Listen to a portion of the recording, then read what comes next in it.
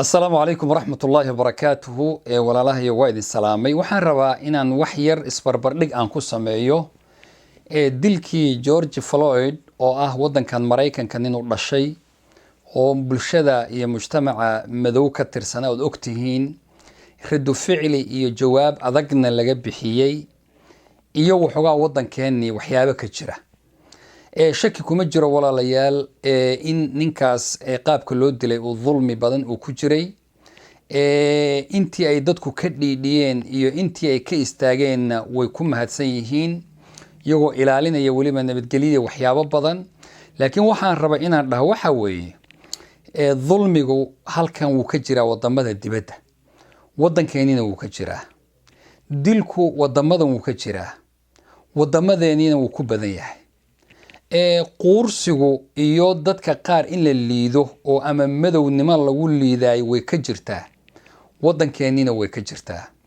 adoonnimo in dadka lagu qaar la aaminsan yahay inay yihiin wadamadan way ka jirtaa wadamadeennina way ka jirtaa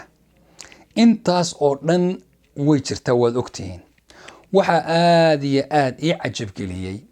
laba tusaalaan rabaa inaan idin soo qaado waa laba nin oo Soomaaliyeed oo aqoon-yahan oo mid uu yahay professor Umar Aynow Allah yarxamu oo dhintay xilli aan fogeyn buu dhintay ninkaas wax badan ka sheekeeyay oo ka tirsan bulshada raali ahaada hadaan sheego bulshada waxaan rabaa inaan idin dareysiyo wixii aad dadka qaar qariyaan baan rabaa inaan si fiican u sheegno beesha jareer weyne ayuu Umar Aynow ka tirsanaa professorkaasi wax badan buu ka hadlayaa wuxuu yiri Soomaalidu markay timid Canada iyo Mareykan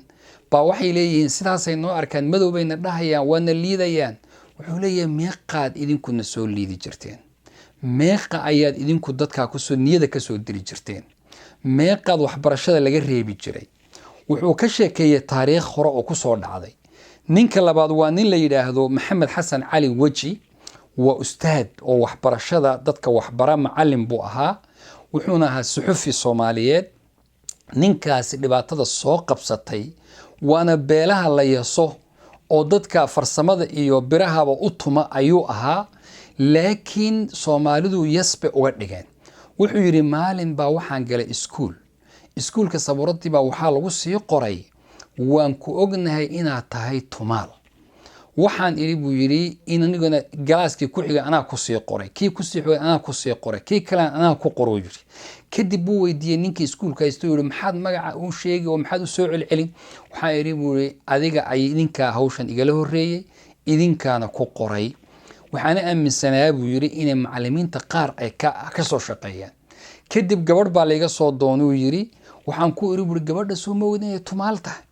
wuxuu yiri buu ninkii subhanallah waxaal baa ku qabanaya waxaan iri buu 2000 oo sano ayad idinku iliideyseen maanu xaal maanta qabanaya ninkaasi walaalayaal waxay ka sheekeen mid waliba waxbarashada markii la geeyay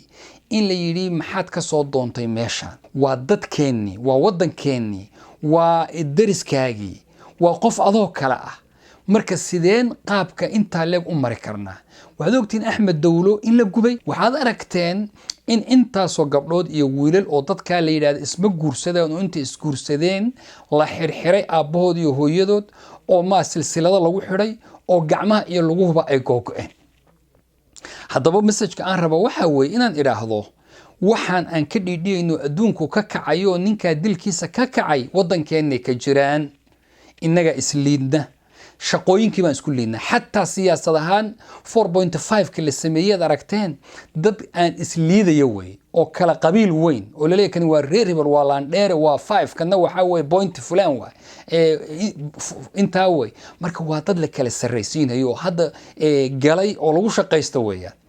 waa wax runtii u baahan in la bedelo weeyaan walaalayaal waxaan rabaa inaan dhaad shacabka Soomaaliyeed inay waxaas oo kale laga dhiidhiyo oo laga kaco waxa aad ila cajab badneed wiil yar oo dhalinyaro ah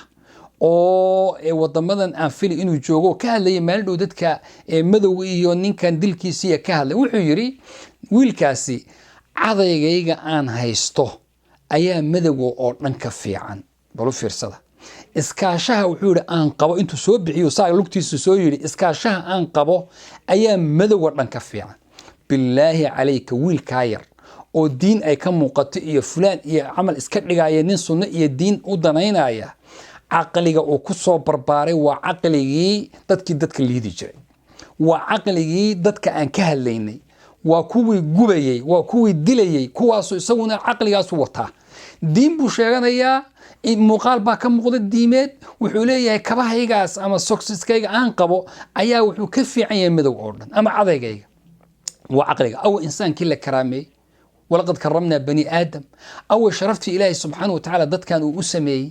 marka wixii oo dhan ma fiirinay marka dadka caqligaas in laga dhiidhiyo oo laga kaco oo laga hadlo oo hawshaas ay dib Soomaaliya loogu soo noqdo dulmigaas intuu jirana inaguna dulmiga waa lagu wada noolaanaya marka waxaan rabaa hawsha in la fiiriyo insha Allah taala kadibna ay noqoto umuur laga shaqeeyo